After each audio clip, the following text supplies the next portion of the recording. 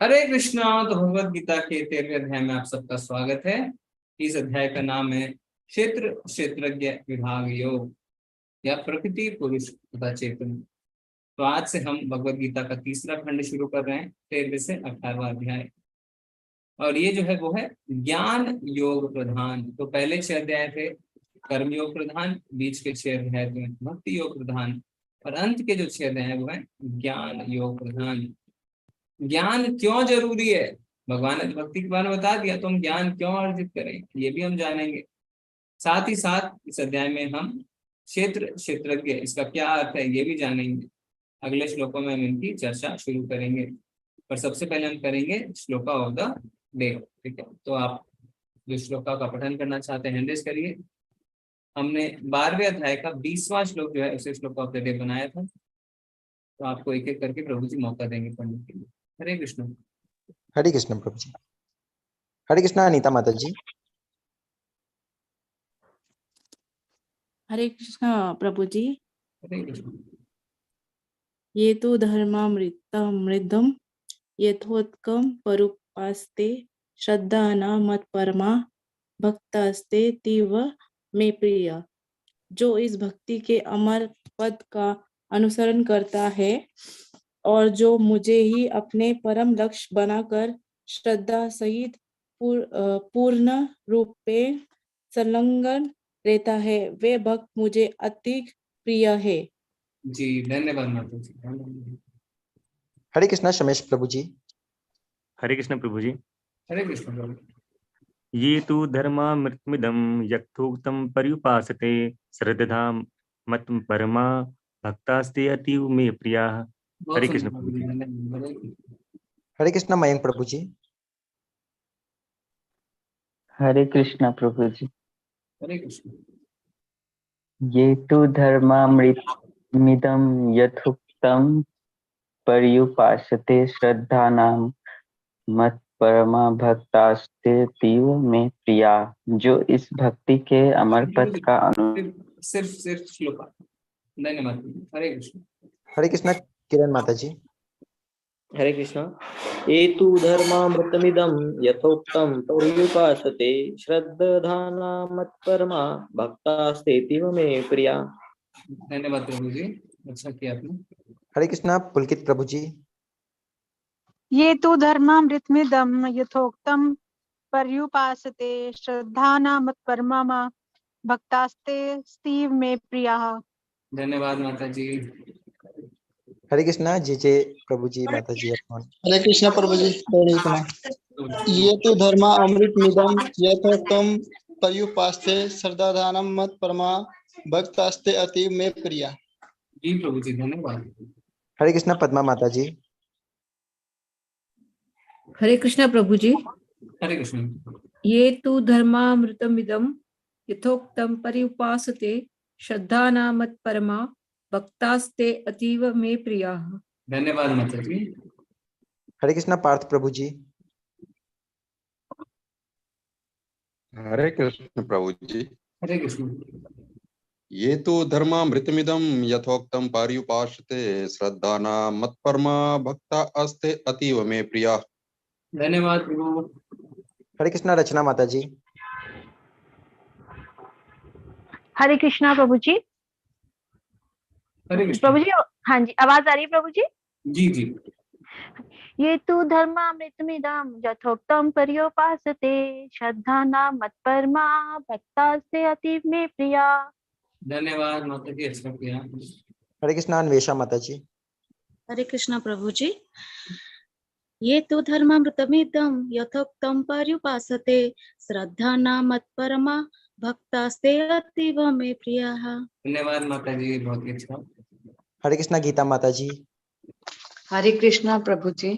ये तो धर्म्यामृतमिदं यथोक्तं पर्युपासते श्रद्धाना मत्परमा भक्तास्ते तीव मे प्रियः। धन्यवाद माता जी। हरे कृष्ण प्रिंस प्रभु जी। हरे कृष्ण प्रभु जी। हरे कृष्ण। ये तो धर्मामृतमिदं यथोक्तं पर्युपासते श्रद्धाना मत्परमा भक्तास्ते स्तीव में प्रिया।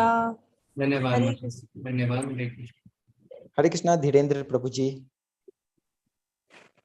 हरे कृष्णा। हरे कृष्ण। ये तु धर्मामृतमिदं यथोक्तं पर्युपासते सददाना मत्परमा भक्तास्ते अति मे प्रिया।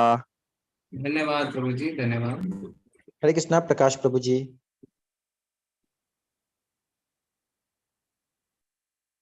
हरे कृष्णा प्रभु जी। हरे कृष्णा अनुपमा माता जी।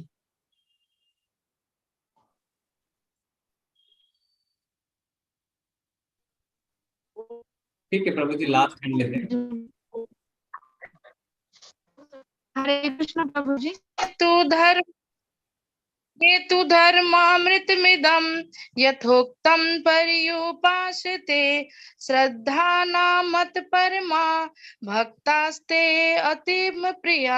हरे कृष्णा प्रभु जी। हरे कृष्णा, धन्यवाद।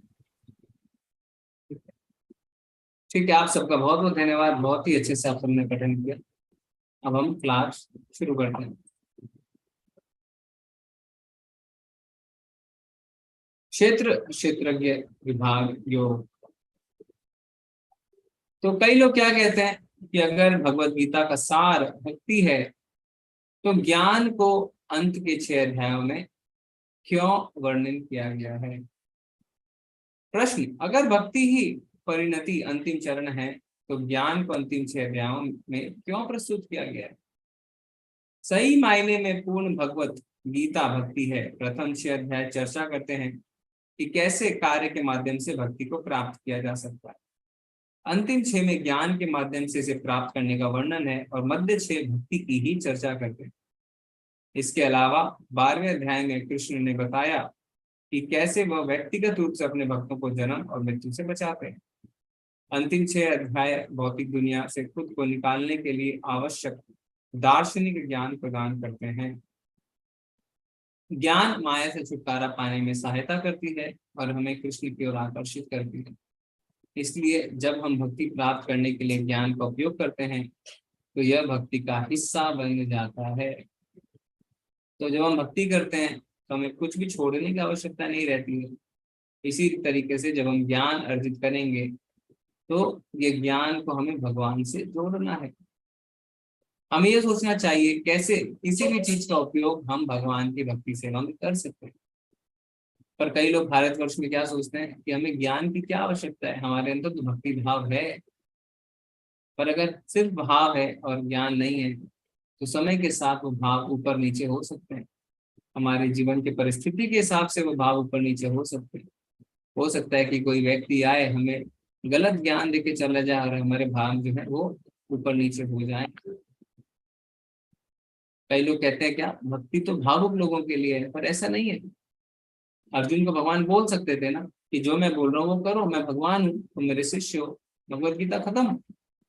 इतनी चर्चा भगवान ने इसीलिए करी जिससे हमें पता चल सके कि भक्ति एक विधि है, सिर्फ भावुकता नहीं है। और ये एक लंबा सफर है और लंबे सफर के लिए हम अच्छी प्रबंध करते हैं। इसी तरीके से हमें इस भक्ति की यात्रा में अच्छे प्रबंध करने हैं, क्योंकि इस रास्ते में काफी चोर हमें मिलेंगे। कौन चोर? प्रकृति के 3 गुण जो हमसे हमारी भक्ति चुरा सकते हैं, तो हमें उनसे बच के रहना है। तो आने वाले अध्याय में हम देखने वाले हैं किस तरीके से भगवान प्रकृति के इन 3 गुणों के बारे में हमें अच्छे से बताने वाले हैं। कैसे हम पहचाने कि हम कौन से गुण हैं, कैसे हम इनसे बाहर निकलें, और कैसे जब हम बाहर निकल जाएं तो पहचान पाए कि हम इनसे बाहर निकल चुके हैं।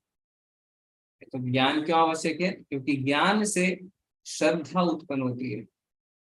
और श्रद्धा क्या है? श्रद्धा है भक्ति में सबसे पहला कदम। श्रद्धा साधु संग, भजन क्रिया, अनर्थ निवृत्ति, निष्ठा, रुचि, आसक्ति, भाव और प्रेम, ये है भक्ति के 9 स्टेप्स। सबसे पहले है श्रद्धा। तो श्रद्धा आपको तभी उत्पन्न होती है जब आपको ज्ञान मिलता है। कोई व्यक्ति मैं आपके आगे लाके खड़ा कर दूं, आप उसकी ओर देखेंगे भी नहीं, और जब मैं आपको बताऊंगा आपको पता है इन्होंने ये किया है, ये किया है, ये किया है, ये किया है, तो आपकी श्रद्धा बढ़ती है उनके प्रति। तो ज्ञान से श्रद्धा बढ़ता है और वैराग्य उत्पन्न होता है। ठीक है, तो इसीलिए ज्ञान बहुत आवश्यक है। अब इस अध्याय की शुरुआत अर्जुन अपने कुछ प्रश्नों से करते हैं, भगवान उन प्रश्नों का उत्तर देंगे। अर्जुन उवाचा प्रकृतिम पुरुषम चैव क्षेत्रम क्षेत्रज्ञमेव च एतद्वेदितुम् इच्छामि ज्ञानं ज्ञेयं च केशव। श्री भगवान उवाच इदं शरीरं कौन्तेय क्षेत्रम् इत्याभिधीयते एतद्यो वेति तं प्राहुः क्षेत्रज्ञ इति तद्विदः। अर्जुन ने कहा, हे कृष्ण, मैं प्रकृति एवं पुरुष यानी भोक्ता, क्षेत्र एवं क्षेत्रज्ञ तथा ज्ञान एवं ज्ञेय के विषय में जानने का इच्छुक हूँ। तो अर्जुन ने 6 प्रश्न किए। क्या प्रकृति क्या है, पुरुष क्या है, क्षेत्र क्या है, क्षेत्रज्ञ क्या है, ज्ञान क्या है, ज्ञेय क्या है। भगवान क्या कहते हैं? श्री भगवान ने कहा, हे कुंती पुत्र, यह शरीर क्षेत्र कहलाता है और इस क्षेत्र को जानने वाला क्षेत्रज्ञ है। तो भगवान सबसे पहले क्षेत्र के बारे में बताते हैं। क्षेत्र यानी हम क्या जाते हैं? फील्ड। तो हमारा जो शरीर है वो क्षेत्र है, फील्ड ऑफ एक्टिविटीज। और क्षेत्रज्ञ क्या है? ज्ञान को जानने वाला। तो शरीर को क्षेत्र क्यों कहा गया है? इसलिए कहा गया है क्योंकि हमारे मन में इच्छाएं होती हैं, उन मन की इच्छाओं के हिसाब से हमें शरीर मिलते हैं। हमने देखा 8वें अध्याय में, शरीर त्यागते समय जैसे हमारे भाव रहते हैं वैसा हमें शरीर मिलता है।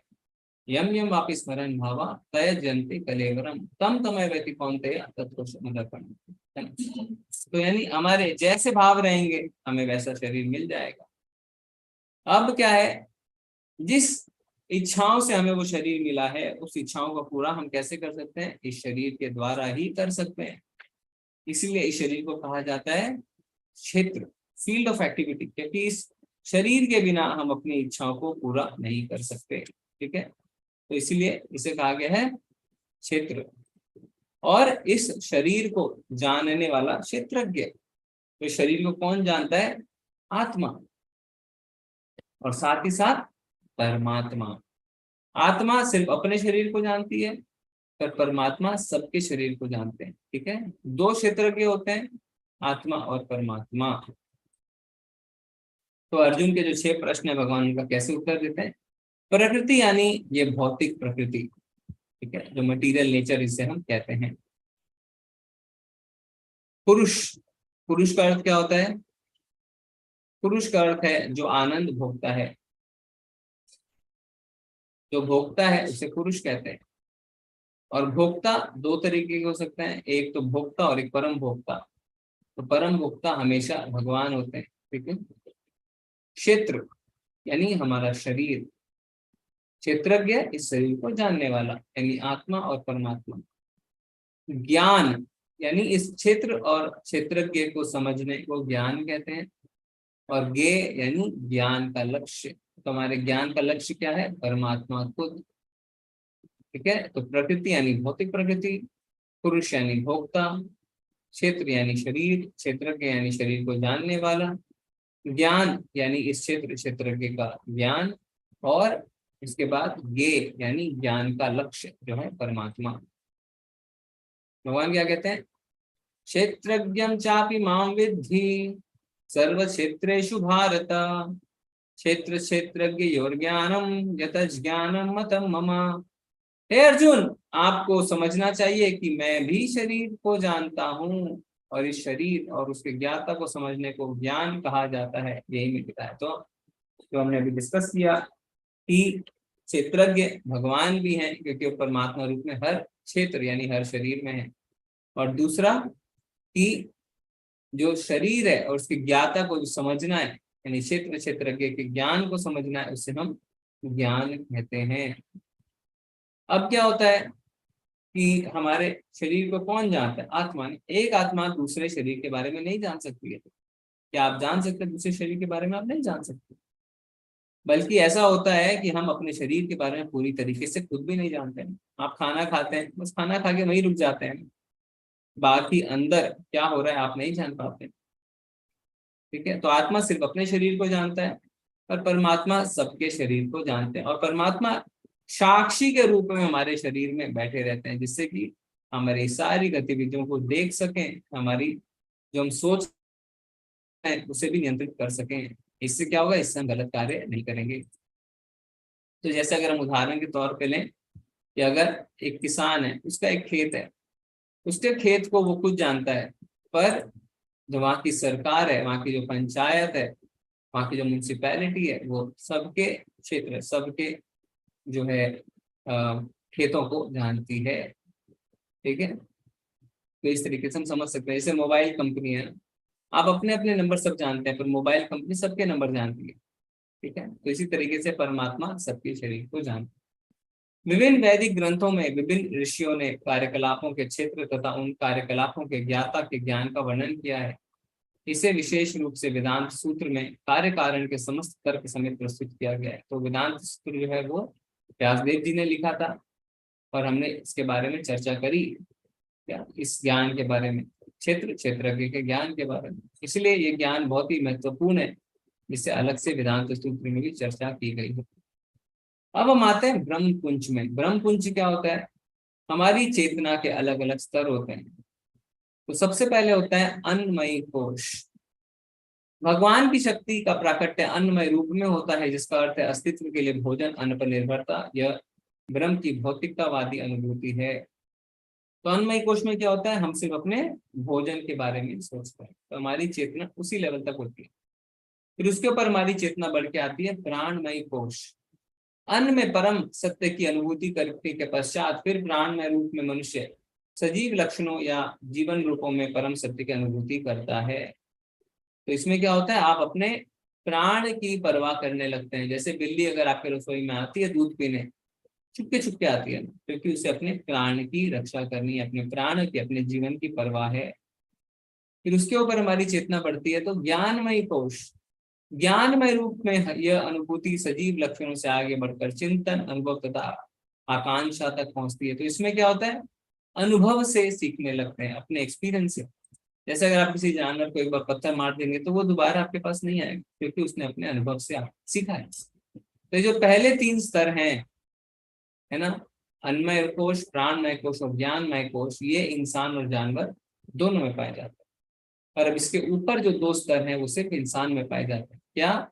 विज्ञानमय कोश।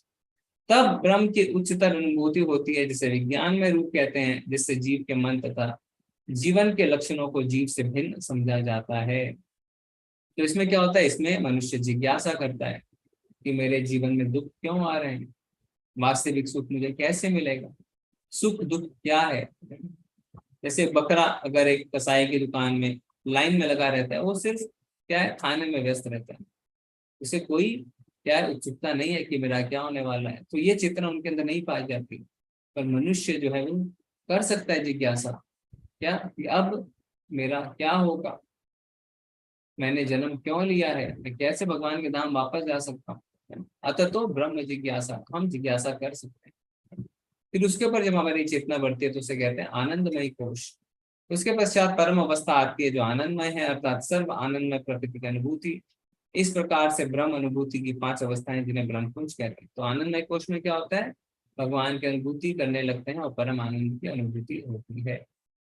इनमें से प्रथम 3 अन्नमय, प्राणमय तथा ज्ञानमय अवस्थाएं जीवन के कार्यकलापों के क्षेत्रों से संबंधित होती है। परमेश्वर इन कार्यकलापों के क्षेत्रों से परे हैं और आनंदमय हैं। ठीक है, तो हमने देखा अन्नमय कोश, उसके ऊपर प्राणमय कोश, उसके ऊपर ज्ञानमय कोश, ज्ञानमय के ऊपर विज्ञानमय और विज्ञान के ऊपर आनंदमय कोश। अब भगवान हमें बताते हैं कि जो हमारा क्षेत्र है, हमारा जो बॉडी है, वो 24 तत्वों से बनी है। किस प्रकार, वो हम देखते हैं। 5 महाभूत, अहंकार, बुद्धि, अव्यक्त, तीनों गुणों की प्रकट अवस्था, 10 इंद्रियां तथा मन, 5 इंद्रिय विषय, इच्छा, द्वेष, सुख दुख, संघात, जीवन के लक्षण तथा धैर्य।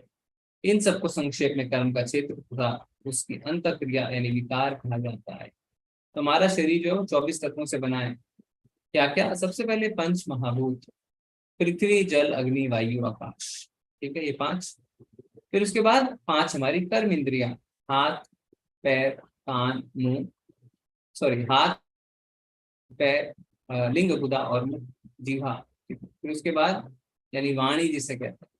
फिर उसके बाद 5 ज्ञान इंद्रियां, आंख, नाक, मुंह, त्वचा और मुंह।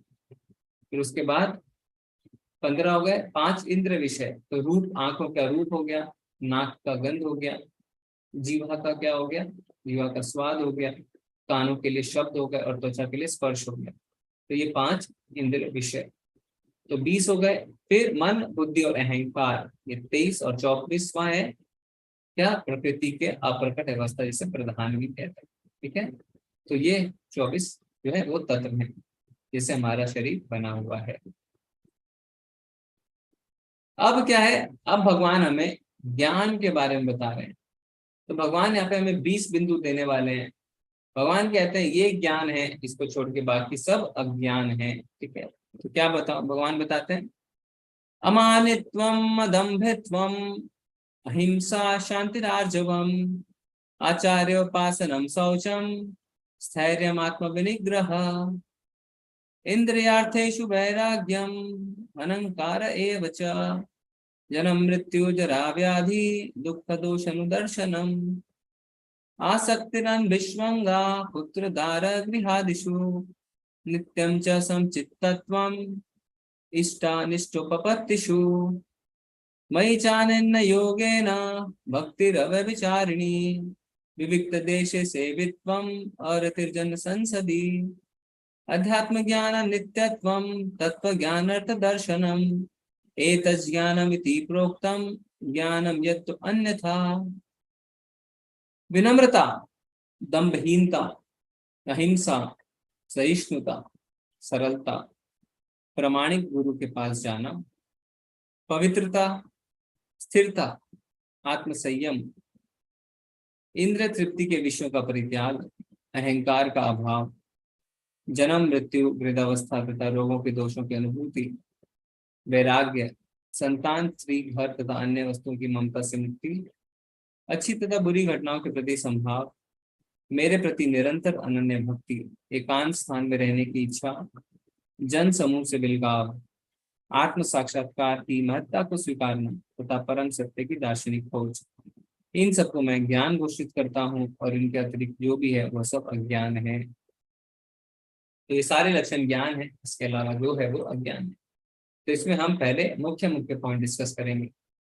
तो सबसे पहले क्या है, प्रामाणिक गुरु के पास जाना, आचार्य की शरण में जाना, क्योंकि अपनी बुद्धि से हम ज्ञान ग्रहण नहीं कर सकते। तद विधि प्रणिपातेन परिप्रश्नेन सेवया उद्देशयन्ति ते ज्ञानम ज्ञानिनस्ततो दर्शन। यानी भगवान की शरण में जाओ, सेवा करो, विनीत भाव से जिज्ञासा करो, फिर भक्त जो है गुरु आपको क्या करेंगे, आपको ज्ञान प्रदान कर सकते हैं। भगवान भी गुरु स्वीकार करते हैं ना, हमने देखा है कृष्ण जी संदीपनी मुनि को स्वीकार करते हैं, राम जी वशिष्ठ मुनि को स्वीकार करते हैं, इसलिए हमें सिखाने के लिए कि आचार्य को मेरी तरह ही समझो, मेरी तरह ही उनका आदर करो। ठीक है, फिर एक पॉइंट क्या है, जन्म मृत्यु वृद्धावस्था तथा रोगों के दोषों की अनुभूति। तो जन्म मृत्यु जरा व्याधि, ये जो 4 है ये हमारी वास्तविक समस्याएं हैं। जन्म मृत्यु तो आप समझते हैं, जरा और व्याधि, जरा यानी बुढ़ापा, व्याधि यानी बीमारियां, पैसा ना होना, फेल हो जाना, इसने ये कह दिया उसने वो कह दिया, ये हमारी समस्या नहीं है। हमारी समस्या है जन्म मृत्यु जरा व्याधि, क्योंकि इन 4 समस्याओं से कोई भी नहीं बच सकता, कितना ही उसके पास पैसा क्यों ना हो। और आजकल तो दिन पर दिन ये बढ़ते जा रहे हैं, बीमारियां, बुढ़ापा, सब कुछ। कई लोग कहते हैं हम तो अभी जवान हैं, हमें ये दिक्कत नहीं है, पर वो प्रकृति के 3 तापों से नहीं बच सकते हैं। क्या क्या, आदि भौतिक, यानी जो दूसरों के कारण हमें होता है, मान लीजिए आप सड़क पे चल रहे हैं, आपका एक्सीडेंट हो गया। आध्यात्मिक, जो आपके मन के कारण होता है, डिप्रेशन में आ जाते हैं लोग, तो ये है आदि आध्यात्मिक। आदि दैविक, जो प्रकृति के द्वारा, जैसे कि भूकंप आना, बाढ़ आ जाना, तो इनसे तो चाहे जवान हो चाहे बूढ़ा हो कोई नहीं बच सकता। फिर तीसरा पॉइंट क्या है, अनन्य भक्ति। तो भक्ति में क्या है, मन लगना। भक्ति अगर मन में है तो बाकी ज्ञान जो है उसका कोई मतलब नहीं। तो हमें समझना है कि अगर इस 20 लक्षणों में से हम अनन्य भक्ति का जो लक्षण है उसे अपने जीवन में उतारेंगे तो बाकी 19 अपने आप हमारे अंदर प्रकट हो जाएंगे। अनन्य यानी अन्य और कोई नहीं, सिर्फ भगवान कृष्ण। तो भगवान की अनन्य भक्ति करने से सारे लक्षण अपने आप प्रकट हो जाएंगे। इसलिए ब्रह्म संहिता में ब्रह्मा जी क्या कहते हैं कि वेद पढ़ के भी भगवान को नहीं समझा जा सकता जब तक कि हम भगवान की भक्ति ना करें। तो इसमें ये मुख्य पॉइंट है, पर अभी हम सारे पॉइंटों को डिस्कस करेंगे। तो विनम्रता यानी सम्मानित होने की संतुष्टि के लिए उत्सुक ना होना। शिष्टता, समझना कि हम शरीर नहीं हैं और इस प्रकार सम्मान और अनादर एक ही है। अहिंसा, जब तक कोई लोगों को आध्यात्मिक ज्ञान तक नहीं पहुंचाता तब तक वह हिंसा का अभ्यास कर रहा है।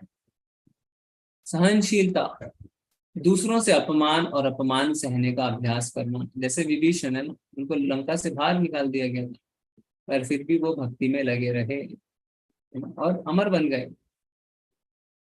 सादगी, इतनी सीधा कि आप दुश्मन के सामने सच को खुलासा कर सकें। तो इसका अर्थ ये क्या है? इसका अर्थ यह है कि दूसरों के आगे भी आप बता सकें कि भगवान का नाम ही सबसे श्रेष्ठ है और सबसे सच्चा है। एक आध्यात्मिक गुरु को स्वीकार करना। स्वच्छता, स्नान बाहरी जप आंतरिक। तो बाहरी स्वच्छता के लिए तो हम सारे लोग उत्सुक रहते हैं ना, shampoo, face wash, body wash, न जाने क्या क्या, पर अपनी आंतरिक सुरक्षा भी, आंतरिक स्वच्छता भी हमें करनी है। चेतो दर्पणो मार्जनम, कैसे? भगवान के नाम का जप करके। हरे कृष्णा कृष्णा कृष्णा हरे हरे, हरे राम राम राम हरे हरे। स्थिरता, आध्यात्मिक जीवन में प्रगति करने का दृढ़ संकल्प। तो स्थिरता बहुत आवश्यक है, संकल्प बहुत आवश्यक है। अगर आपने एक माला का संकल्प लिया तो उसे करना है, चाहे कुछ भी हो जाए। फिर उसके बाद क्या है? आत्म संयम, आध्यात्मिक उन्नति के प्रतिकूल कुछ भी अस्वीकार करें, इंद्रियों को नियमित करें। इंद्रिय वस्तुओं का त्याग, अनावश्यक मांगों को पूरा करने के लिए नहीं, केवल भक्ति सेवा के लिए, शरीर को फिट रखने के लिए। आजकल हम देखते हैं क्या इंद्र तृप्ति ही मापदंड बन गई है ना सक्सेस। जो जितना ज्यादा इंद्र तृप्ति कर सकता है वो उतना ज्यादा सक्सेसफुल, पर वास्तव में ये गलत है। झूठे अहंकार की अनुपस्थिति, अस्वीकार कि हम शरीर हैं, यह मानना कि हम क्या है? कृष्ण के सेवक। फिर बुराई की धारणा, उचित स्रोत से इनके बारे में नियमित रूप से सुने, भौतिक जीवन से घृणा करें। अनासक्ति, कृष्ण के लिए सब कुछ बलिदान करने के लिए तैयार रहना। पत्नी, बच्चे, परिवार आदि के साथ कोई उलझाव नहीं। यदि आप इसे कृष्ण चेतना तरीके से कर सकते हैं तो इसका अभ्यास करना चाहिए, लेकिन त्याग अगर कृष्ण चेतना के प्रतिकूल है तो परिवार के लिए छोड़ना नहीं है, उनको भी भक्ति में लगाना है और ज्यादा आसक्ति नहीं रखनी है। निष्काम भक्ति सेवा, भक्ति की 9 प्रक्रियाओं में स्वयं को संलग्न करना। 9 प्रक्रिया क्या है? श्रवणम, कीर्तनम, स्मरणम, पाद सेवनम, अर्चनम, वंदनम, दास्यम, साख्यम, आत्मनिवेदनम। एकांत जगह में रहने की ख्वाहिश, भौतिकतावादी लोगों के साथ घुलने मिलने की इच्छा नहीं, भक्तों की संगति में रहना। तो ऐसा नहीं है एकांत में मतलब अकेले रहना, अर्थ है कि भक्तों के साथ रहना। ठीक है, तो यहाँ पे भगवान ने हमें जो है 20 बिंदु बताए ज्ञान के। अब मैं तुम्हें ज्ञेय के विषय में बताऊंगा। ठीक है, तो ज्ञेय यानी ज्ञान का लक्ष्य, जिसे जानकर तुम नित्य ब्रह्म का आस्वादन कर सकोगे। यह ब्रह्म, यह आत्मा जो अनादि है और मेरे अधीन है, इस भौतिक जगत के कार्य कारण से परे स्थित है। तो ज्ञेय यानी ज्ञान का लक्ष्य, यानी भगवान खुद। ठीक है, परमात्मा समस्त इंद्रियों के मूल स्रोत हैं, फिर भी वे इंद्रियों से रहित हैं। वे समस्त जीवों के पालन करता होकर भी अनासक्त हैं। वे प्रकृति के गुणों के परे हैं, फिर भी वे भौतिक प्रकृति के समस्त गुणों के स्वामी हैं। तो परमात्मा भी क्या है? क्षेत्रज्ञ। क्षेत्र यानी हमारा बॉडी, क्षेत्रज्ञ यानी बॉडी को जानने वाला, वो भगवान भी है। इसीलिए उन्हें क्या कहा जाता है? ऋषिकेश। ऋषिकेश शब्द का क्या अर्थ होता है? कोई हैंड रेस करके बता सकता है? किसी को पता है ऋषिकेश शब्द का क्या अर्थ है? भगवान को ऋषिकेश क्यों कहते हैं? हरे कृष्णा पूर्ण प्रभु।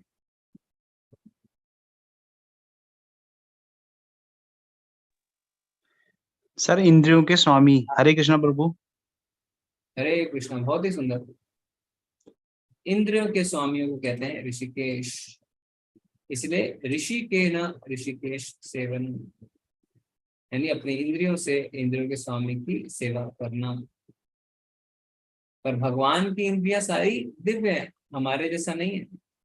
पंचतत्व से नहीं बनी है, हड्डी मांस से नहीं बनी, आध्यात्मिक है भगवान की सारी इंद्रियां। परम सत्य समस्त जीवों चर अचर के बाहर तथा भीतर स्थित है। वे भौतिक इंद्रियों के द्वारा जानने या देखने से परे है। यद्यपि वे अत्यंत दूर रहते हैं, किंतु हम सबों के निकट भी हैं, दूर भी हैं, निकट भी हैं। नरसिंह आरती में क्या कहते हैं? बाहे नरसिंहा हृदये नरसिंहा, यतो यतो यामि ततो नरसिंहा। नरसिंह भगवान बाहर भी हैं, हृदय में भी हैं। ही तो नरसिंहा पर तो नरसिंहा, इधर भी हैं उधर भी हैं, तो हर जगह भगवान है। ठीक है, तो ब्रह्मा जी क्या कहते हैं ब्रह्म संहिता में कि हमें अगर भगवान की भक्ति करनी है, आगे बढ़ना है, तो क्या करना है? प्रेम के काजल और भक्ति की आंखों से भगवान को देखना है, यानी भक्ति करनी है, भगवान से प्रेम करना है। नहीं तो हम भगवान को नहीं देख पाएंगे, भगवान के दर्शन में नहीं हो पाएंगे। ठीक है, तो भक्ति मात्र से ही भगवान को पा सकते हैं। वे समस्त प्रकाशमान वस्तुओं के प्रकाश स्रोत्र हैं। वे भौतिक अंधकार से परे हैं और अगोचर हैं। वे ज्ञान है, ज्ञेय हैं और ज्ञान के लक्ष्य हैं। वे सबके हृदय में स्थित हैं। तो भगवान जो है वो प्रकाश है, यानी ज्ञान है, ज्ञान के स्रोत्र हैं। तो जहां भगवान है वहां अज्ञान हो ही नहीं सकता। तो हम देखते हैं ना, परछाई कहाँ पड़ती है? परछाई पीछे की ओर पड़ती है, जहाँ अंधेरा होता है। और जहाँ भगवान है वहां ज्ञान नहीं है, यानी वहां कोई भी अंधकार नहीं है।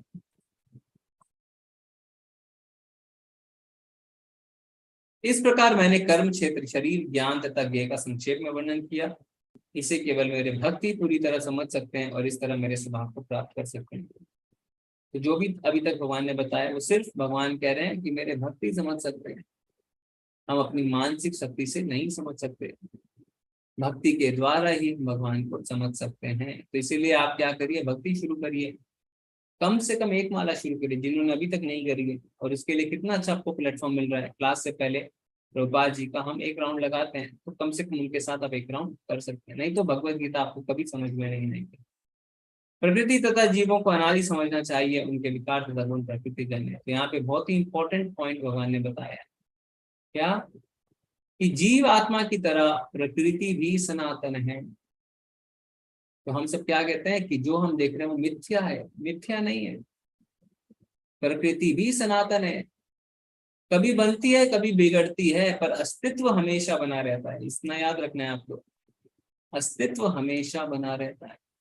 तो यानी जीवात्मा, परमात्मा, प्रकृति तीनों सनातन है। सनातन का मतलब हमेशा से है।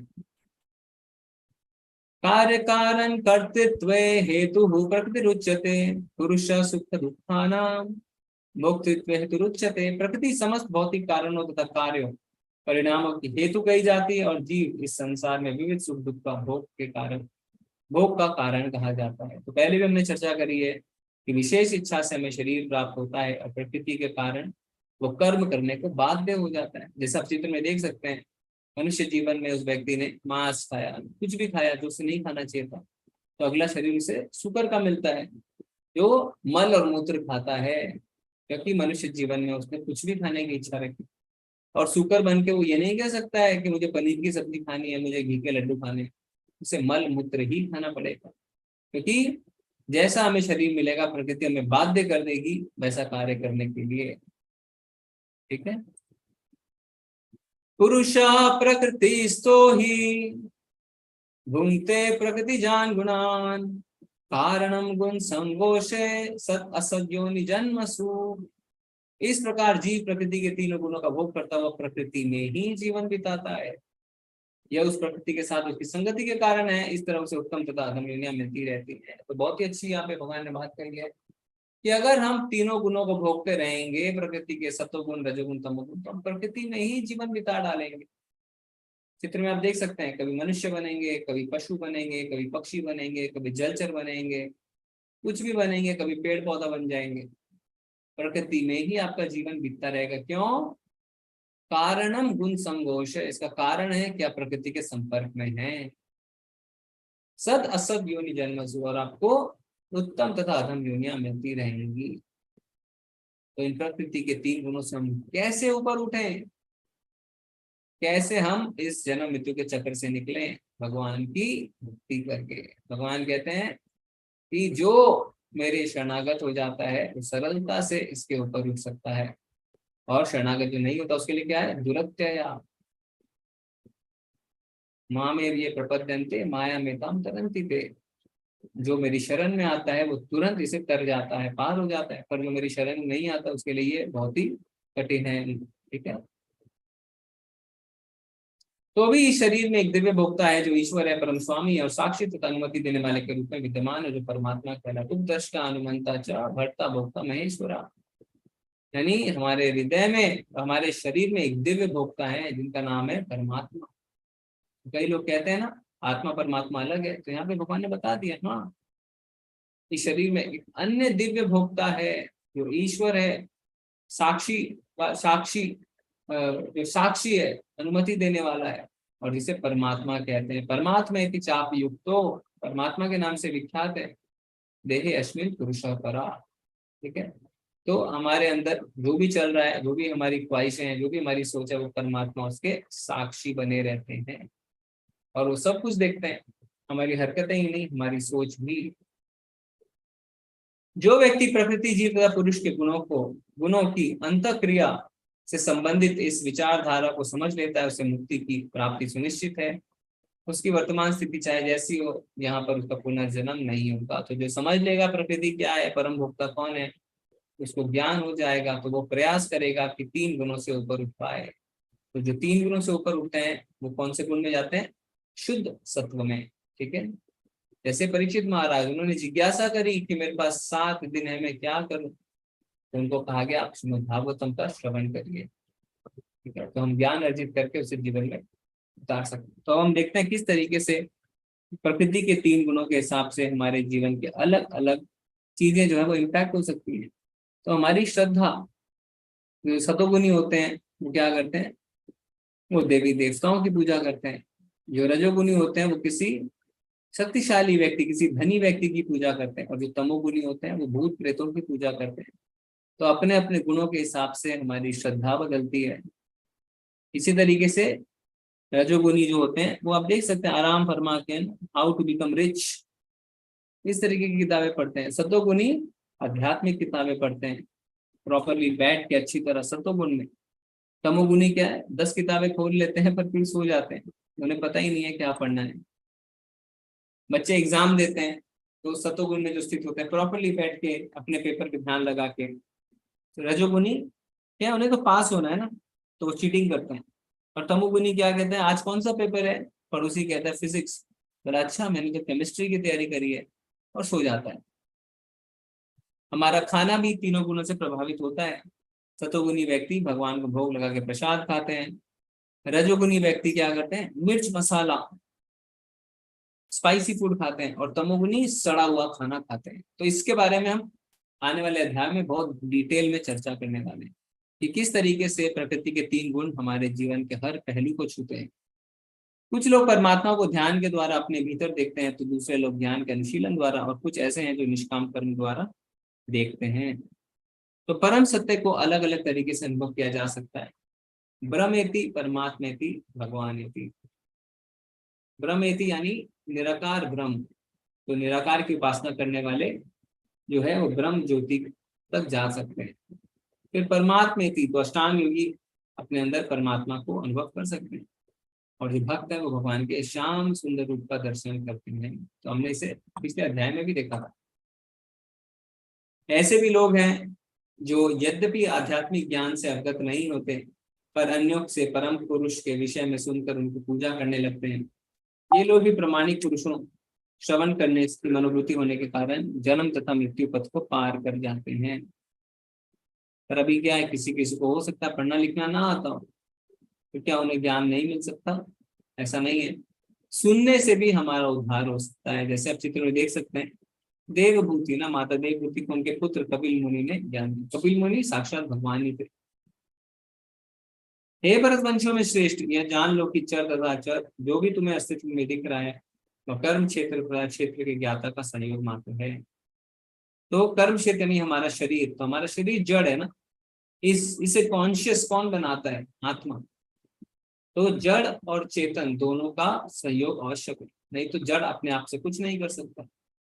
तो जब जड़ चेतन के संपर्क में आता है, जब हमारा शरीर आत्मा के संपर्क में आता है, तभी प्रकृति कार्यशील होती है। ठीक है, ये बहुत ही अच्छा श्लोक है, इसे आप नोट कर लीजिए। श्लोक ऑफ द डे है 13.28।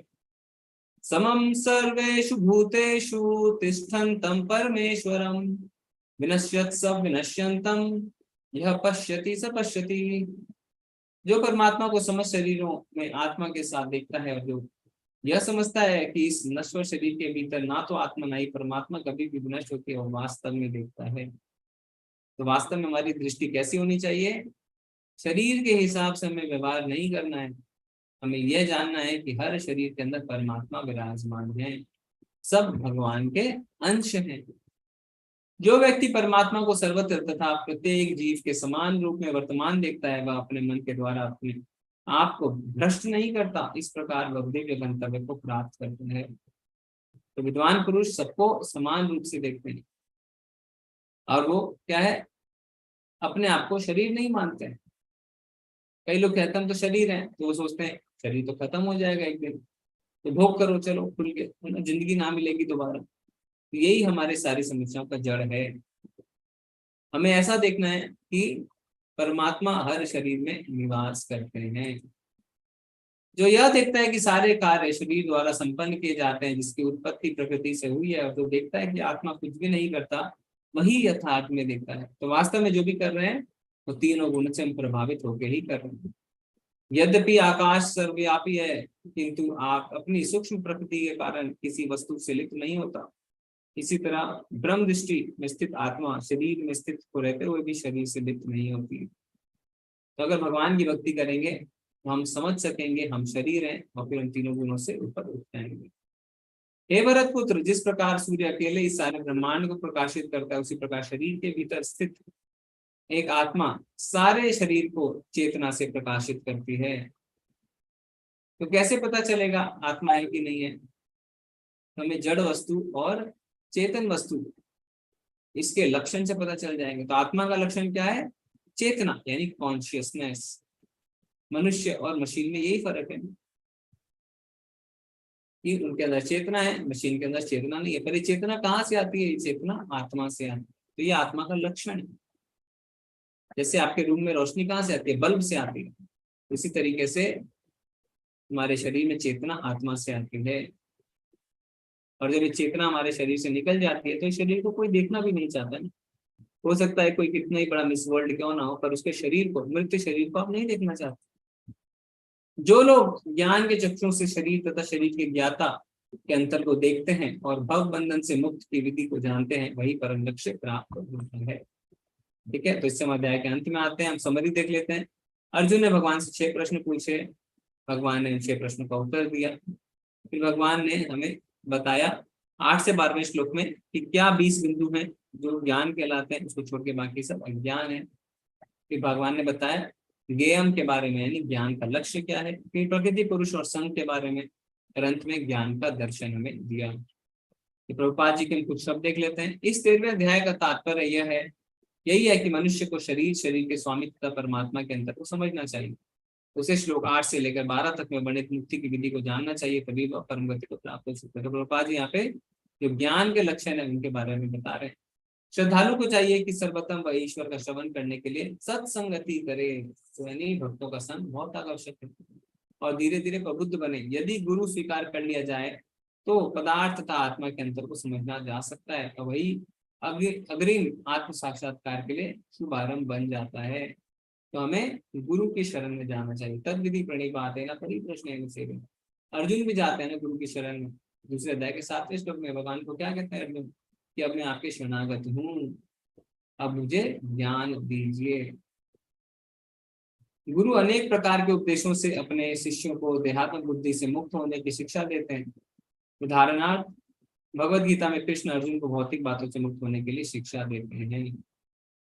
मनुष्य यह तो समझ सकता है कि यह शरीर पदार्थ है, उसे 24 तत्वों से विश्लेषित किया जाता है। तो अभी हमने देखा कि हमारा शरीर जो है वो 24 तत्वों से बना हुआ है।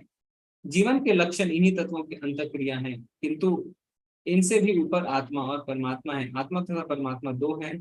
यह भौतिक जगत आत्मा तथा 24 तत्वों के संयोग से कार्यशील होता है। तो जैसा हमने देखा कि भौतिक जगत कब कार्यशील होता है, जब जड़ और चेतन आपस में जो है टच में आते हैं, ठीक है। यानी 24 तत्व जब आत्मा के संयोग से। मनुष्य को चाहिए कि गुरु की सहायता से इस अध्याय को भली भांति समझना, ठीक है। जैसे हमारा अध्याय शेष होता है। हरे कृष्णा, बहुत बहुत धन्यवाद अंत तक बने रहने के लिए। अगर आपको कोई प्रश्न है तो हैंडल्स कर सकते हैं चैट में। हरे कृष्ण प्रभु। हरे कृष्ण प्रभु जी। हरे कृष्ण।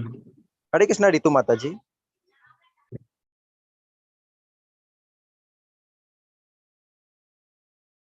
हरे कृष्ण माता जी। पवन प्रभु जी लिख रहे हैं कि आज से मैंने एकादशी का व्रत शुरू सर किया है। मैंने एक मिनट माता जी। आज से मैंने एकादशी का व्रत शुरू किया है और 25 माला एवं सभी भक्ति वृक्षा ग्रुप में सभी भक्तों ने गीता के 700 श्लोक का पठन किया। हरि बोल। तो प्रभु जी कह रहे हैं आज एकादशी है तो उन्होंने व्रत शुरू कर दिया है, 25 मालाएं करी हैं और करते रहेंगे। और साथ ही साथ जो उनके भक्ति वृक्षा के जितने भक्त हैं सबने जो भगवद गीता के 700 श्लोकों का पठन होता है उसे अटेंड किया। Okay, very good, thank you Prabhu ji. Manjula माता जी ने आज 32 माला करी। हरि बोल, बहुत ही बढ़िया। तो आज एकादशी के दिन हमें ज्यादा मालाएं करनी भी चाहिए जी। हरे कृष्णा रितु माता जी,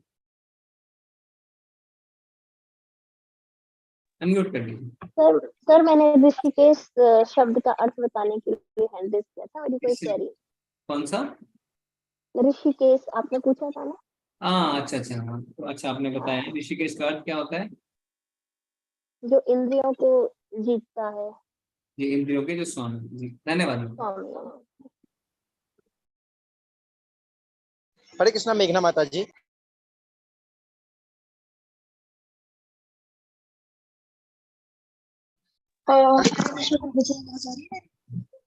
हरे कृष्ण प्रभु जी, मुझे पूछना था जैसे आपने जो आज बताई थी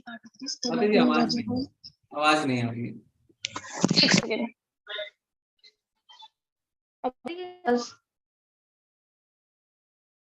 नहीं आ रही है आवाज प्रभु जी। प्रभु जी आवाज नहीं आ रही मेरी? अभी आ रही है, बोलिए। हाँ जी, तो मेरे को आपको पूछना था जो आपने 3 वो गुण बताए थे, तमोगुण, रजोगुण और सतोगुण। तो जो अगर जो रजो और तमो कैटेगरी में है तो वो सतोगुण में कैसे कर सकते हैं अपने आप को कन्वर्ट? जी जी जी, तो अब इसकी चर्चा माता जी आने वाले अध्याय में करेंगे। हमारे आने वाले अध्याय इसी के बारे में। जब हम हाँ जब हम जानेंगे ना कि होता क्या है, इसके लक्षण क्या है तो हम अपने आप ही एक्सप्लोर करते हैं, ठीक है। तो हाँ जी ठीक। हरे कृष्ण। हरे कृष्णा पूरन प्रभु जी। हरे कृष्णा प्रभु जी। हरे कृष्ण। मेरा ये प्रश्न था कि धर्म बड़ा होता है कर्म? आपको क्या लगता है? मुझे तो धर्म लगता है। सही लगता है? सही है जी। धर्म का अर्थ क्या होता है? धर्मम तू साक्षात भगवत प्रणयति, भगवान के ऑर्डर है उसको फॉलो करना ही धर्म जी। उसमें फिर कर्म भी शामिल हो जाते हैं, बुद्धि भी शामिल हो जाती है और जी है ना, हमारी आत्मा हमारा मन सब शामिल हो जाता है जी। क्योंकि जो हमारे सोसाइटी में बोला गया कर्म ही पूजा है, तो हमने देखा था कर्म ही पूजा है करना गलत है, क्योंकि वो सब सकाम कर्म के बारे में बात करते हैं। पर हमें काम कर्म करना है, निष्काम कर्म यानी भगवान के लिए कर्म, बिना इच्छा के कर्म, डिवोशनल सर्विस, भक्ति जी। और वही धर्म बनता है। धर्म मतलब भगवान के ऑर्डर, भगवान का आदेश। हाँ यही है धर्म जी। धर्मम तू साक्षात भगवत प्रणयति, सिंपल डेफिनेशन है धर्म का। भगवान क्या कहते हैं? आदेश, यत् करोषि यदश्नासि यज्जुहोषि ददासि यत् तपस्यसि कौन्तेय तत्पुरुषं मदर्पणम्। तुम जो कुछ खाते हो, जो कुछ करते हो, जो कुछ दान देते हो, सब कुछ मुझे अर्पित करते हुए करो। ये है धर्म, ये भगवान का आदेश है। मन मना भव मद्भक्तो मद्याजी माम नमस्कुरु माम वैशिष्य सत्यम ते प्रतिजाने प्रेयोषि में। हर समय मेरा स्मरण करो, मेरे भक्त बनो, मेरी पूजा करो, मुझे नमस्कार करो। ये है धर्म, ये भगवान का आदेश है। सर्वधर्मान परित्यज मामेकं शरणं व्रज अहं त्वं सर्वपापेभ्यो मोक्षयिष्यामि मा शुचा। सारे धर्मों को परित्याग करो, मेरी शरण में आओ। ये भगवान का आदेश है, ये धर्म। ठीक है जी, अच्छा जी। जी। हरे कृष्ण। हरे कृष्ण प्रभु जी, हरे कृष्ण।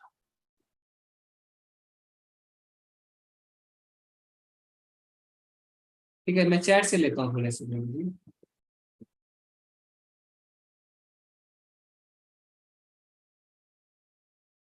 एकादशी का फास्ट कल मॉर्निंग खोलना है, किस टाइम? तो ये हमारे सिटी टू सिटी डिपेंड करता है। हमें सुमित प्रभु जी, आप एक वो जो आया ना मैसेज, उसको भेज दीजिए आप कौन सा सिटी में, उसके हिसाब से। वैसे जनरली सुबह मैंने जो देखा प्राय 6:30 से 8 के बीच में है ना? मैं डाल दूंगा प्रभु जी। हाँ, ओके। रचना माता जी ने आज 20 माला करी, हरी बोल, बहुत बढ़िया माता जी। एकादशी का व्रत करना चाहती हूँ पर पता नहीं कैसे करना है, सेंधा नमक खा सकते हैं क्या, और कैसे करना है, कृपा करके बताइए जी। आप अन्न का जो है परित्याग करें, अन्न को छोड़ के कुछ भी खाएं, सेंधा नमक खा सकते हैं। ज्यादा से ज्यादा भगवान का नाम ले, मालाएं करें, और अगले दिन जो पारण का समय है उसमें अपना व्रत खोलें। आज एकादशी का पहली बार व्रत किया, हमेशा करना होता है क्या? पिंकी माता जी ने पहला व्रत किया है, आप एक बार कर रहे हैं तो आपको हर बार करने की इच्छा अपने आप ही होने लगेगी माता जी। ठीक है, करिए, अच्छा है। 15 दिन में एक बार व्रत करना है तो कोई बहुत बड़ी बात नहीं है। हम पैसे देते हैं अपने जिम इंस्ट्रक्टर को, अपने डाइटिशियन को, वो भी क्या कहते हैं, फास्ट करो। पैसे देके सीखते हैं, यहाँ पे तो फ्री में आपको भगवान बता रहे हैं, सीख लीजिए। सुधीर प्रभु जी ने 17 माला करी, हरी बोल। सब सुधीर प्रभु के लिए हरी बोल बोलेंगे, क्योंकि उनकी बीच में कुछ मालाएं कम हो गई थी, उन्होंने आज 17 माला करी है। हरी बोल सभी, हरी बोल, हरि बोल,